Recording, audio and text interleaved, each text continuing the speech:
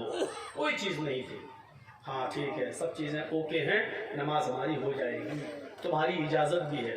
جیسے سرکار اگر کسی زمین پر نماز پڑھنے کی اجازت دے رہی ہے تو وہاں ہماری نماز ہو جائے گی، کیونکہ سرکار کی پرمیشن ہے۔ اگر کسی آدمی کی جگہ ہے اور اس کی پرمیشن نہیں ہے تو آپ وہاں نماز نہیں پڑھ سکتے۔ جب عیسائیوں نے پرمیشن دے دی آپ ہمارے گرجا میں نماز پڑھ لیجئے تو نماز ہو جائے گی۔ حضرت عمر فاروق اس گرجا میں گھستے ہیں، صفیں لگا لیتے ہیں، چٹائیاں بچھ جاتی ہیں، صفیں لگ جاتی ہیں۔ جب نماز پڑھنے کا وقت آتا ہے اقامت کہی جاتی ہے، اللہ اکبر اللہ اکبر، اشہد ان لا الہ الا اللہ، اشہد ان محمد رسول اللہ، حی علی الصلاۃ حی علی الفلاح، قد قامت الصلاۃ قد قامت الصلاۃ، اللہ اکبر لا الہ الا اللہ۔ جب اس طریقے کے اقامت جب کہہ دی جاتی ہے، حضرت عمر فاروق قبلے کی طرف چہرہ کر کے اللہ اکبر کہنے والے ہیں، نماز کے لیے اللہ اکبر کہنے والے ہیں۔ اچانک ان کے ذہن میں کوئی بات آتی ہے اور وہاں سے نکلتے ہیں، لوگوں چلو ہم یہاں نماز نہیں پڑھیں گے۔ اقامت ہو گئی، تکبیر کہہ دی گئی، لیکن حضرت عمر نے کیا کہا، یہاں سے نکلو، یہاں نماز نہیں پڑھیں گے۔ لوگوں نے کہا کہ پڑھنا ہی نہیں تھی تو آئے کیوں؟ کہا بعد میں بتاؤں گا، چلو باہر نکلے۔ پھر اسی جنگل میں آ گئے، وہیں پر چٹائی بچھائی اور نماز پڑھ لی۔ سفر میں تھے اس لیے 2 رکعت نماز پڑھانے کے بعد سلام پھیر دیا۔ عیسائیوں نے روتے ہوئے کہا، امیر المومنین ہمارا جرم کیا تھا، ہم نے تو خوشی خوشی اجازت دے دی تھی، ہم نے تو خوشی خوشی اجازت دے دی تھی نماز پڑھنے کی، آپ چلے بھی گئے تھے اندر، پھر کیا بات ہے کہ آپ نے ہمارے گرجا میں نماز نہیں پڑھی؟ کیا کسی نے آپ کو منع کیا تھا یا ہمارے پادری نے آپ کو روکا تھا؟ حضرت عمر کہتے ہیں نہیں، بلکہ میں خود اپنی مرضی سے نکلا۔ کہا کیوں؟ کیا ہماری اجازت نہیں تھی یا ہمارے گرجا میں آپ کی نماز نہیں ہوتی؟ آپ کے عقیدے کے مطابق زمین پاک ہونا چاہیے تھی، میں نے دھو دیا تھا گرجا۔ آپ کے عقیدے کے مطابق اس میں مورتی نہیں ہونی چاہیے تھی، میں نے مورتی ہٹا رکھی تھی، پھر اس میں آپ کی نماز کیوں نہیں ہوتی؟ حضرت عمر نے کہا نہیں، اے میرے عیسائی بھائی، بات یہ نہیں ہے کہ اس گرجا میں میری نماز نہیں ہوتی، بلکہ میں صرف اس خوف سے تمہارے گرجا سے نکل گیا کہ میرے دل میں یہ خیال آیا، اے عمر اگر آج تو نے اس گرجا میں نماز پڑھ لی، اگر آج تو نے اس گرجا میں نماز پڑھ لی تو کہیں ایسا نہ ہو کہ تیرے انتقال کے 50 سال کے بعد، 100 سال کے بعد، 200 سال کے بعد جب مسلمان ترقی کریں گے، آگے بڑھیں گے، ان کی حکومتیں ہر جگہ پھیلیں گی، کہیں ایسا نہ ہو کہ بعد میں آنے والے مسلمان یہ سمجھیں کہ جس گرجا میں حضرت عمر نے نماز پڑھی تھی وہ پہلے مسجد تھی، یہ عیسائیوں نے اس کو توڑ کر گرجا بنا لیا ہے۔ میں یہ سوچ کر نکل گیا کہ بعد میں آنے والے مسلمان کئی میرے نماز پڑھ لینے کی وجہ سے، بعد میں آنے والے مسلمان کئی تمہارے گرجا کو مسجد تصور نہ کرنے لگے اور پھر دیش میں آ کر تمہارے گرجا کو توڑ کر اس جگہ اپنی مسجد نہ بنا لیں۔ اس لیے میں نکل گیا تاکہ لوگوں کو یہ بات یاد رہے کہ حضرت عمر نے اس گرجا میں اس لیے نماز نہیں پڑھی کیونکہ وہ گرجا تھا، اگر پڑھ لیتے تو بعد میں آنے والے لوگ کہیں اس پر مسجد کا دعویٰ نہ ٹھونک دیتے کہ عمر نے نماز پڑھی اس لیے مسجد تھی، بعد میں کہیں تمہاری گرجا کو توڑ نہ دیں۔ یعنی جب مسلمان چاروں طرف پھیل جائیں تب بھی حضرت عمر کو ڈر ہے کہ تمہارا گرجا گرجا ہی رہے گا، مسلمان ترقی چاہے کتنی کر لیں لیکن گرجا کو توڑا نہیں جا سکتا ہے، کسی مندر کو توڑا نہیں جا سکتا ہے، یہ اسلام کی دعوت، یہ اسلام کی تعلیم ہے۔ حضرت عمر نے کہا جب پوری بستی میں مسلمان ہی مسلمان ہو جائیں اور تم چند عیسائی رہ جاؤ اور اس وقت لوگ تمہاری گرجا کو توڑ دیں، یہ سوچ کر کہ اس میں تو حضرت عمر نے نماز پڑھی تو یہ کتنی غلط بات ہوگی۔ میرے بھائیوں، انسانیت کا سبق دیا حضرت عمر فاروق نے، چاہتے تو نماز پڑھ لیتے لیکن انسانیت تھی، کہیں تمہارے گرجا کو بعد میں آنے والے مسلمان مسجد سمجھ کر توڑ نہ دیں اور وہاں مسجد نہ بنا لیں. اس لیے میرے بھائیوں یہ عقیدہ غلط ہے. کورٹ میں جو بھی فیصلہ ہو کسی بھی مسجد کے تعلق سے، لیکن یہ سچائی ہے کہ مسلمانوں نے کبھی کسی گرجا کو توڑ کر، مسلمانوں نے کبھی کسی مندر کو توڑ کر مسجد نہیں بنائی. بابری مسجد اور رام جنم بھومی کا فیصلہ جو بھی ہوا ہو الگ بات ہے، لیکن الحمدللہ ثم الحمدللہ اس جج نے فیصلہ سنایا ضرور.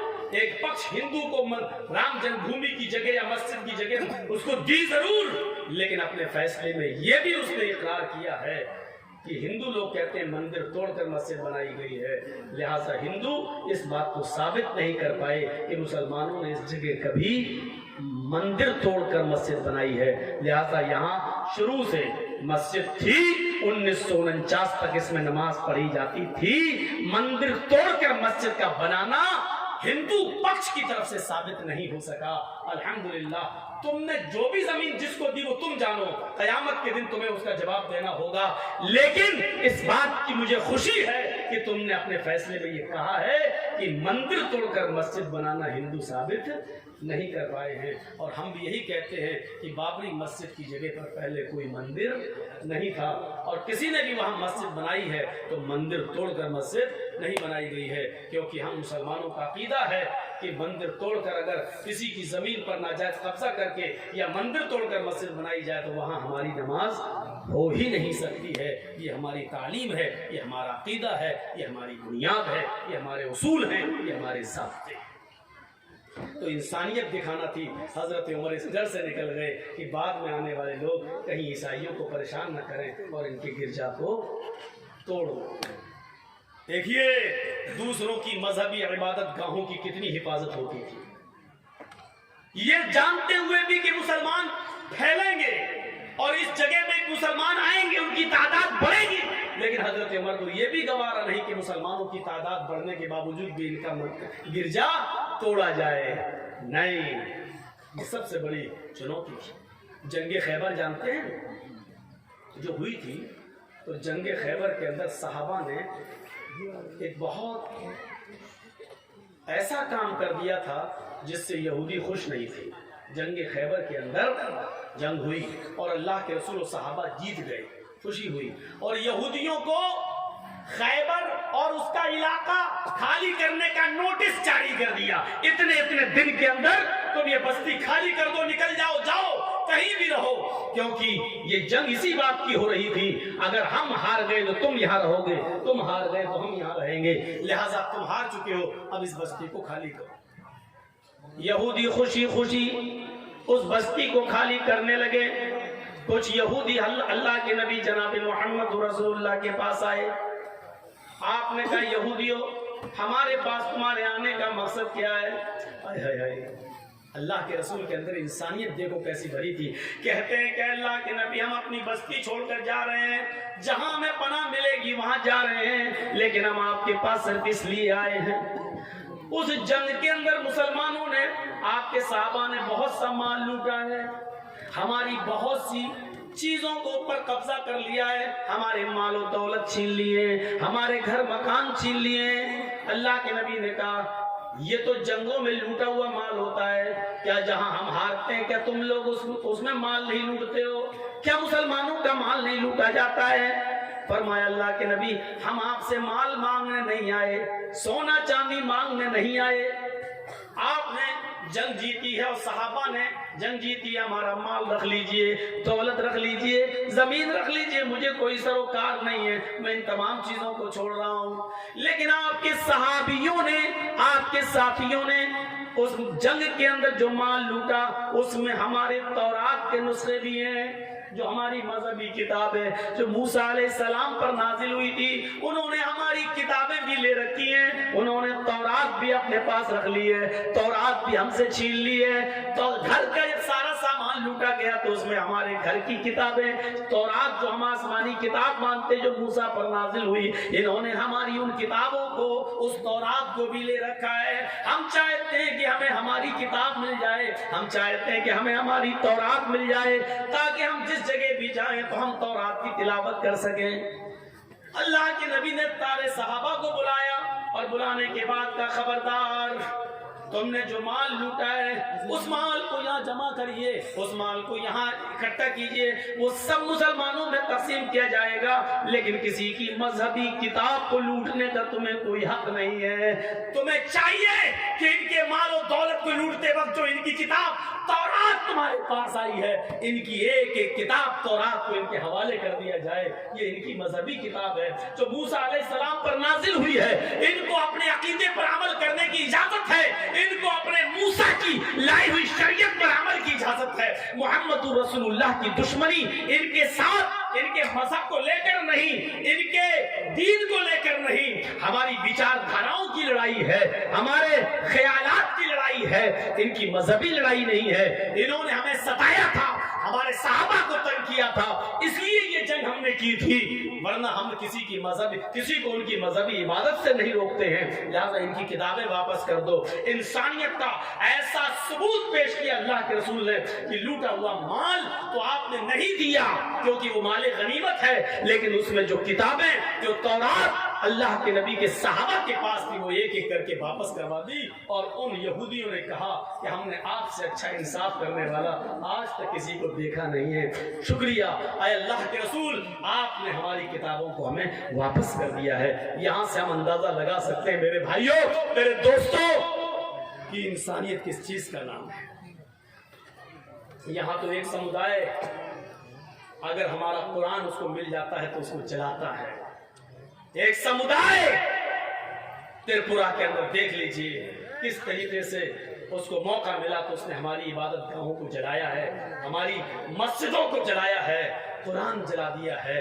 मेरे प्यारे साथियों, इस्लाम की शिक्षा यह है कि तुम किसी की इबादत गाह पर हमला न करो, तुम किसी की इबादत गाह मत तोड़ो।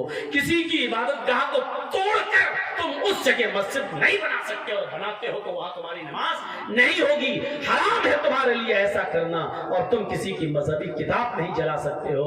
मेरे भाइयों, साहबे किराम ने किसी की मजहबी किताब जलाई नहीं है। अगर लूट लिया था तो उनको उनकी मजहबी किताब वापस करना पड़ी। ये इस्लाम कहता है। जरा हम अपने भारत का जायजा लें कि हम कहाँ जा रहे हैं।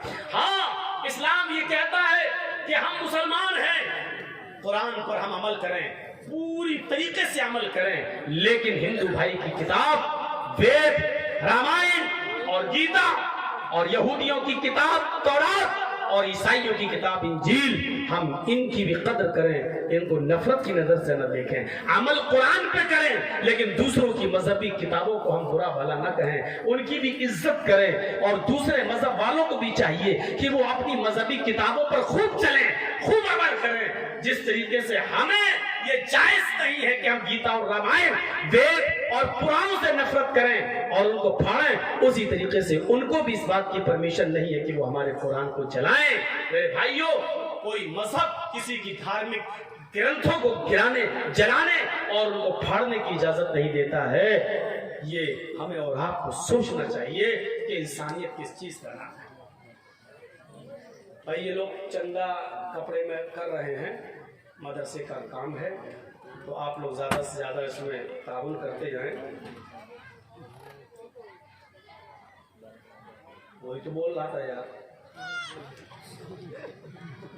कितना चंदा हो जाए, लेकिन मदरसे वालों का कभी पेट भरता ही नहीं। अभी 5 लाख रुपए भी चंदा हो जाए तभी मौलाना साहब बहुत कम हुआ है। मैं 20 साल से तकरीरें कर रहा हूँ, आज तक किसी मदरसे वाले ने ये नहीं कहा मौलाना माशाल्लाह बहुत अच्छा चल रहा है। इतनी बड़ी नाशुक्री हमने कहीं नहीं देखी। हम इस जलसे की बात नहीं कर रहे हैं, मैं 20 साल की बात कर रहा हूँ। 20 साल में आज तक किसी ने आज तक ये नहीं कहा है। एक मर्तबा किसी ने खुशी खुशी कह दिया होता मौलाना साहब माशाल्लाह आज बहुत अच्छा हुआ है। 20 साल में आज तक कोई ऐसा नहीं मिला कि जिसने ये कहा हो कि माशाल्लाह बहुत अच्छा चल रहा है। माशाल्लाह, ये भैया इदारा है, लॉकडाउन के बाद अभी नए नए खुले हैं, फिर भरोसा नहीं कि कब फिर लग जाए, इसलिए आप थोड़ा सा ताउन कर दें, मजीद ताउन इतना कर दीजिए कि आज हमारे मस्जिद की मौलाना साहब ये कह दें कि जर्जी साहब आपके फैन इतने हैं कि उन्होंने आज आपकी बात मान ली, माशाल्लाह 2 साल खर्चा चल जाएगा। आज इतना कर दीजिए आप। हमें मालूम है कि नहीं कहेंगे, फिर भी कहेंगे कभी हुआ है, लेकिन आप कर दीजिए, इतना कर दीजिए। मुझे फिर डर लग रहा है कि फिर ये लॉकडाउन ना लग जाए, लेकिन अभी शायद ना लगेगा क्योंकि चुनाव होने वाले हैं यूपी में। वो जब उस वक्त लगेगा जब 3-4 जब ग्राउंड के चुनाव हो जाएंगे और 5वें और 6ठे लेवल के चुनाव पे जब बीजेपी देखेगी कि हम हार रहे हैं तो उस मौके पर कोरोना ले आएगी और ऐसा लाएगी। ये दो तीन आदमी हैं बस, 2 या 3, ये फिक्स करते हैं कि कोरोना कब लाया जाए, लॉकडाउन कब किया जाए, ट्रेनें कब बंद की जाएं। ये सर्जिकल स्ट्राइक एकदम होगी, लेकिन कब हो जाए कुछ कहा नहीं जा सकता है। आप भैया भर दीजिए इनकी झोली, मदरसे को दे दीजिए, ज्यादा से ज्यादा ताउन करिए, अल्लाह रब्बुल आलमीन आपको इसका अजर अजीम इंशाअल्लाह अता फरमाएगा। तो मेरे भाइयों, इंसानियत ये थी। बैठिए अभी आप, अभी हम ला रहे हैं और इंशाअल्लाह आखिर में चलते चलते हम आपको 2-3 मंत्रों की तरफ भी लाएंगे, क्योंकि बगैर मंत्र के आप लोग समझते हैं कि जलसा हुआ ही नहीं है। ये अपने दिमाग से निकाल दीजिए, अपने दिमाग से निकाल दीजिए। आप लोग कुरान हदीस सुनने आते हुए कुरान हदीस को सुनिए। आपको वेदों के मंत्र सुनने का इतना शौक नहीं होना चाहिए।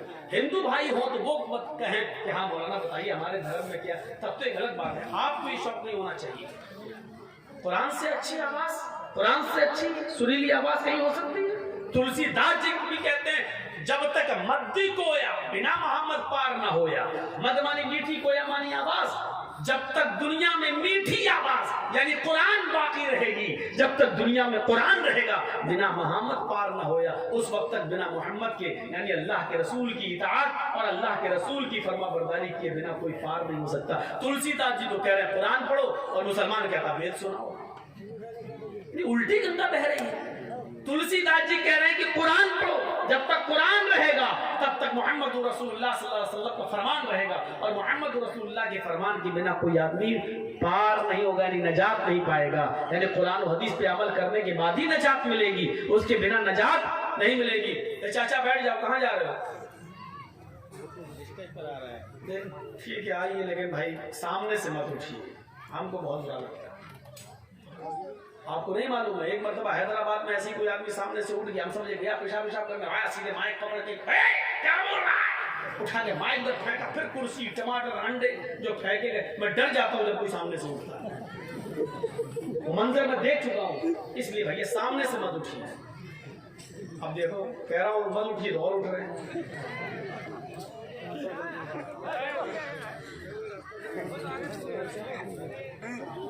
बैठिए बैठिए, आप लोग बैठिए। भैया ये वाला रास्ता दे दीजिए थोड़ा सा, जिसको जाना चुपचाप। फिल्म कहीं चल रही हो तो 3 घंटे पेशाब रुक जाएगा, जलसे में 2 घंटे नहीं रुक पाएगा। रास्ता खाली कर दें, ये रास्ता से बसे रास्ता खाली कर अपना बसे। रास्ता खाली करेंगे तो आपने बैठने की जगह थी कहाँ है? कहाँ बैठे? रास्ता खाली करो बसे। पीछे खाली, पीछे नहीं खाली है, पीछे खाली है। पीछे जाएंगे तो मौलाना जर्जी देखेंगे नहीं, तो देखना चाहता हमको, देख देख के तो नजर लगाया हमारे ऊपर, तभी तो मोटे नहीं होगा। आदमी बोलते हैं मौलाना हर जलसा में जाते हो, 20 साल से प्रोग्राम कर रहे हो, इतना खाते पीते हो, हर जगह तुम्हें मुर्गा मछली अंडा सब मिलता है, फिर भी मोटे नहीं हो रहे। हम लोगों की नजर लगता है। इंसानियत ये थी, इस इंसानियत को अपने अंदर कायम रखिए। दुनिया में कुछ नहीं, पड़ोसी हमारा हिंदू है, बीमार हो गया है, उसको 1 ब्लड खून की जरूरत है। काश कोई योगी मोदी का भक्त मीडिया वाला सुनता इस बात को और देता कि इस्लाम क्या है। डॉक्टर ने कह दिया कि इसको 1 बॉटल खून की जरूरत है और इसमें इस ग्रुप का ब्लड लगना है। हॉस्पिटल में वो ग्रुप का ब्लड नहीं है, उसके बाप का ग्रुप ब्लड ग्रुप अलग है, उसकी माँ का अलग है, भाई का अलग है, किसी का लग नहीं रहा है ब्लड ग्रुप। और आपका पड़ोसी है, आप मुसलमान है, वो हिंदू है। आपका ब्लड ग्रुप और उसका ब्लड ग्रुप एक है। इस्लाम ये कहता है कि उसकी जान बचाने के लिए आप अपना 1 बॉटल ब्लड दे दें और اس ہندو کی جان بچا لے. وَمَنْ أَحْيَاهَا فَكَأَنَّمَا أَحْيَا النَّاسَ جَمِيعًا. ناس کہا ہے، مسلمان نہیں کہا ہے. جس نے کسی ایک انسان کو بچا لیا، جس نے کسی ایک منشیہ کی جان بچا لی، فَكَأَنَّمَا أَحْيَا النَّاسَ جَمِيعًا، گویا کہ اس نے پوری دنیا کی انسانیت کی جان بچا لی، گویا کہ اس نے پورے وشو کی مانوتا کو بچا لیا. یہ قرآن کہتا ہے ایک انسان کی جان بچانا، چاہے ہندو ہو، سکھ ہو، عیسائی ہو، کرسچن، یہودی، بدھسٹ، سکھ، جینی، کوئی بھی ہو، یہ مت دیکھیے کہ وہ کون ہے.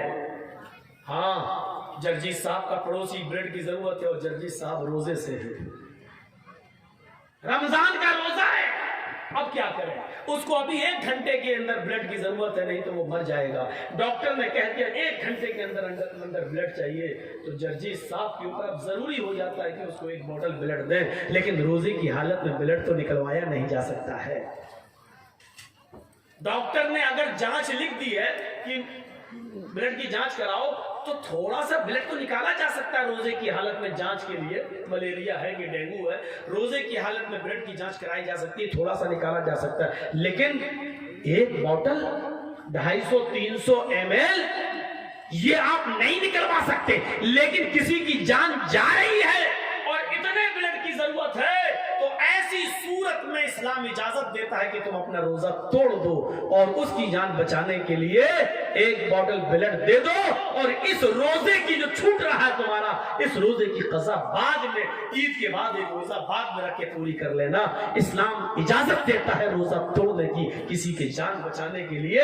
میرے بھائیوں، عبادت بہت بڑا حق ہے اللہ کا، روزہ اللہ کی عبادت ہے. لیکن اللہ نے یہاں کہہ دیا کہ اس وقت انسانیت کا تقاضا یہ ہے کہ تو اپنا روزہ توڑ دے، میری عبادت توڑ دے اور کسی انسان کی جان بچا لے، کیونکہ اس کو ہم ہی نے انسان بنایا ہے، ہم ہی نے اس کو پیدا کیا ہے. میری عبادت بعد میں کر لینا، ابھی اس کو تیرے خون کی ضرورت ہے اور تیرے خون سے یہ اس کی زندگی بچ جائے گی. شریعت کہتی ہے کہ یہاں روزہ توڑ دو اور 1 بوتل بلڈ دے کے اس کی جان بچا لو. میرے بھائیوں، کیا یہ انسانیت نہیں ہے؟ کیسی انسانیت ہے؟ اس انسانیت کو ہم اپنے اندر پیدا کریں اور دیکھیں، یہ انسانیت ہے. محمد رسول اللہ صلی اللہ علیہ وسلم کو پتا چلتا ہے کہ ایک 12 سال کا بچہ یہودی کا بیمار ہو گیا ہے. وہ اللہ کے نبی کا سر دبا دیا کرتا تھا، پیر دبا دیا کرتا تھا، وہ آتا تھا اور اللہ کے نبی کی خدمت کرتا تھا. جب پتا چلتا اللہ کے نبی کو کہ وہ بیمار ہے تو اللہ کے رسول اس کی تیمارداری کرنے کے لیے اس کے گھر جاتے، یہودی کے گھر. دروازہ کھٹکھٹاتے، اس کے باپ نے دروازہ کھولا. اللہ کے نبی کہتے ہیں سنا ہے کہ تمہارا بیٹا بیمار ہے. اس نے کہا یہ. اللہ کے نبی اس کے پاس بیٹھ جاتے ہیں. اس بچے کی آخری سانسیں نکل رہی تھی، وہ اٹک رہا تھا، جہاں ایسے کر رہا تھا، سانس اس کی آخری سانسیں چل رہی تھی. اس نے ایسے پھٹی ہوئی نظروں سے اللہ کے نبی کو دیکھا تو مسکرا دیا. اللہ کے نبی صلی اللہ علیہ وسلم نے اس بچے کے سر پہ ہاتھ رکھا اور اس بچے سے کہا بیٹے قل لا الہ الا اللہ، اگر تمہارا دل کہے تو لا الہ الا اللہ پڑھ لو. اس بچے نے جب اللہ کے نبی کی زبان سے سنا کہ آپ کہہ رہے ہیں کہ لا الہ الا اللہ پڑھ لو، تو وہ اپنے ماں باپ کا چہرہ دیکھنے لگا. اس کے ماں باپ منع کرتے تھے. جب اس نے اپنے ماں باپ کا چہرہ دیکھا تو اس کے ماں باپ نے اشارے میں کہہ دیا بیٹے پڑھ لو.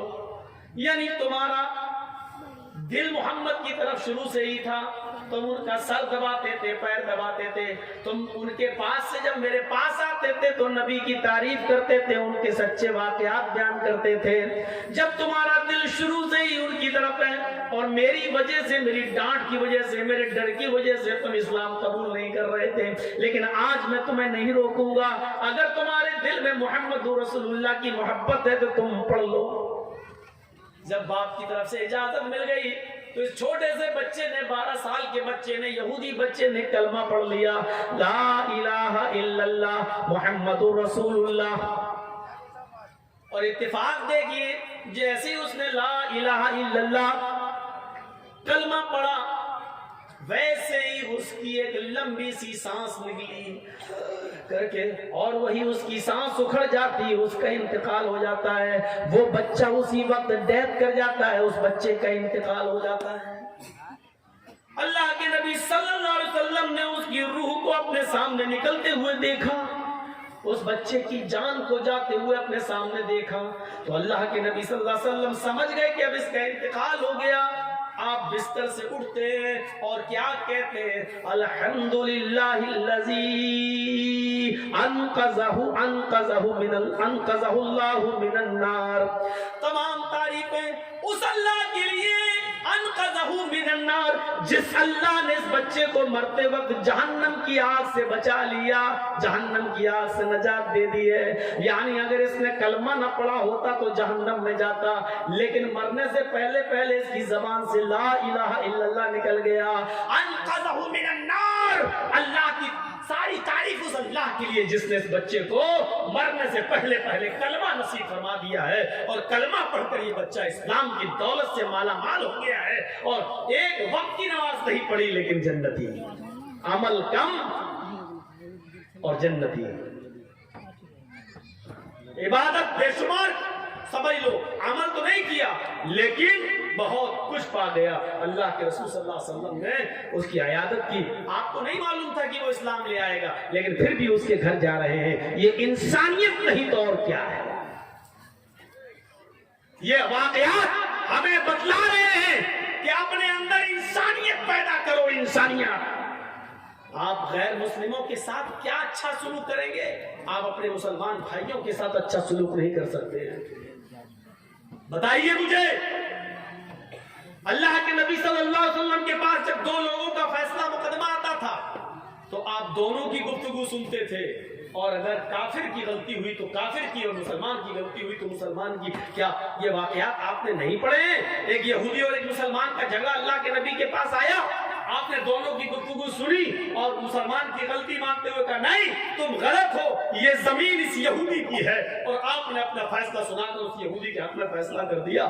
میرے پیارے ساتھیوں, یہ واقعات بتلا رہے ہیں کہ انسانیت, اسلام اپنی جگہ پر ہے, انسانیت اپنی جگہ پر ہے.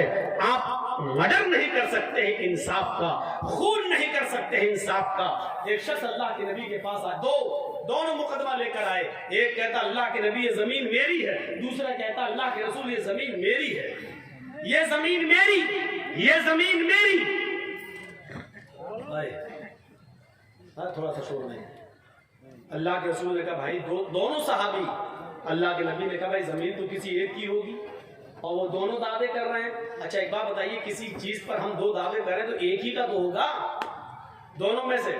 اللہ کے نبی نے کہا کہ بھائی دونوں میں سے کسی ایک کا ہے. اب کوئی ماننے کے لیے تیار نہیں, ہر ایک کہہ رہا ہے یہ میری, یہ میری. تو اللہ کے نبی نے کہا میرے پاس کیوں آئے ہو؟ کہا آپ سے سچا فیصلہ کرانے. اللہ کے نبی صلی اللہ علیہ وسلم نے فرمایا کہ تم دونوں اپنی باتیں رکھو. بھائی ایک طرفہ بات سن کر کبھی فیصلہ مت کرنا. اللہ کے نبی نے دونوں کو بلایا, دونوں کی گفتگو سنی, لیکن اب دونوں میں بڑا عجیب مسئلہ ہے. بھیا بیٹھ جاؤ, راجیو گاندھی ہو مودی صاحب کے بیٹے, بیٹھ جاؤ.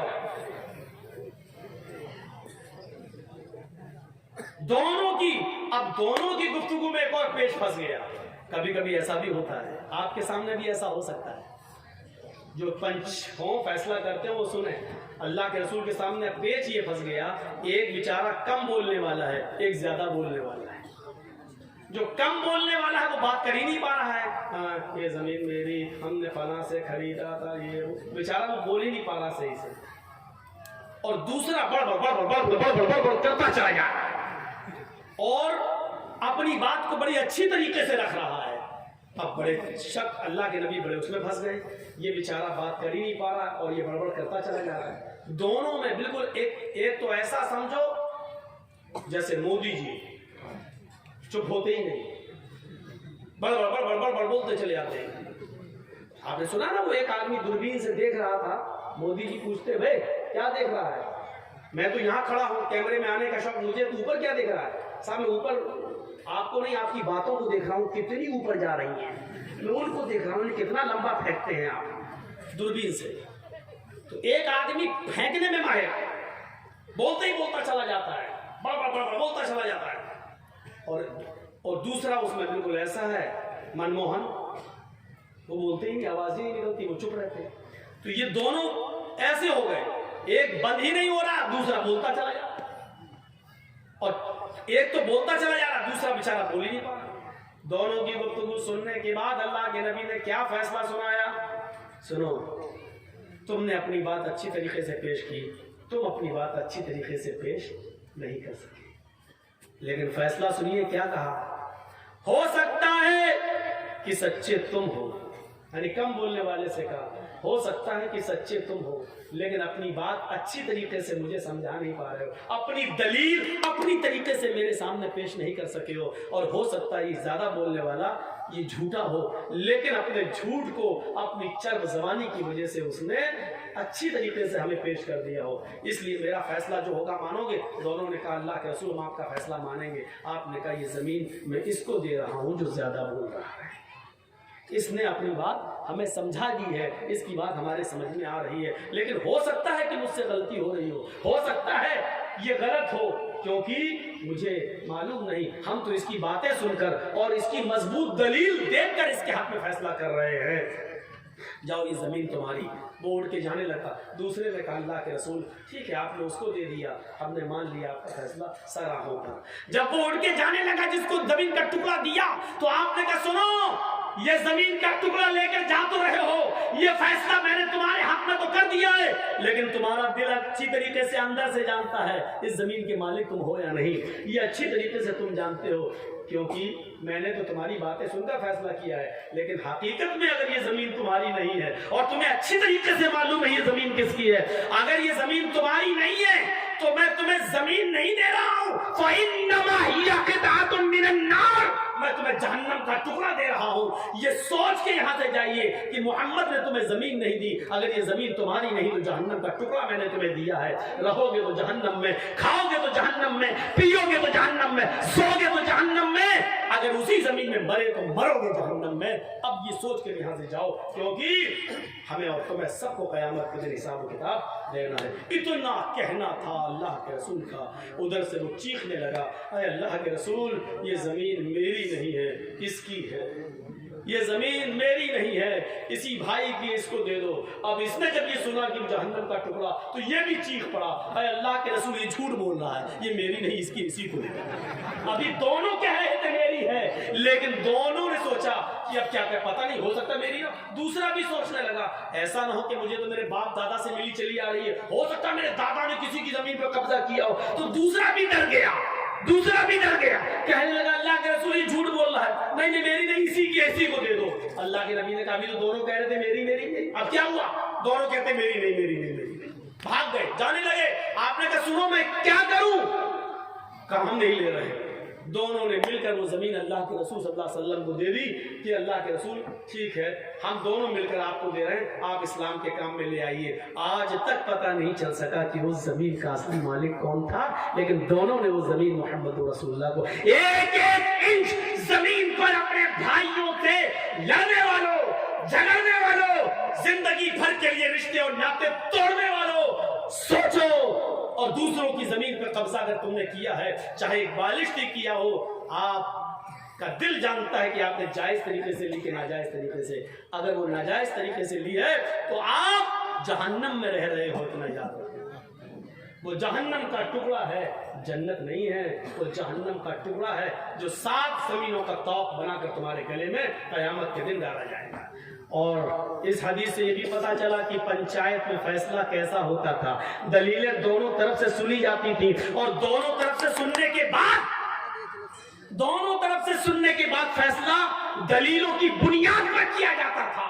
کیا پنچایتوں میں آج ایسا فیصلہ ہو رہا ہے؟ دونوں طرف سے بات سن کر کیا عدل و انصاف کی روشنی میں، دلیلوں کی روشنی میں کیا فیصلہ ہوتا ہے؟ سپوز دیٹ، فرض کر لیجئے، آپ کے اس گاؤں کا کیا نام ہے؟ گودا سیمن۔ چلیے فرض کر لیجئے گودا سیمن کی किसी लड़की को कोई लड़का लेकर भाग गया।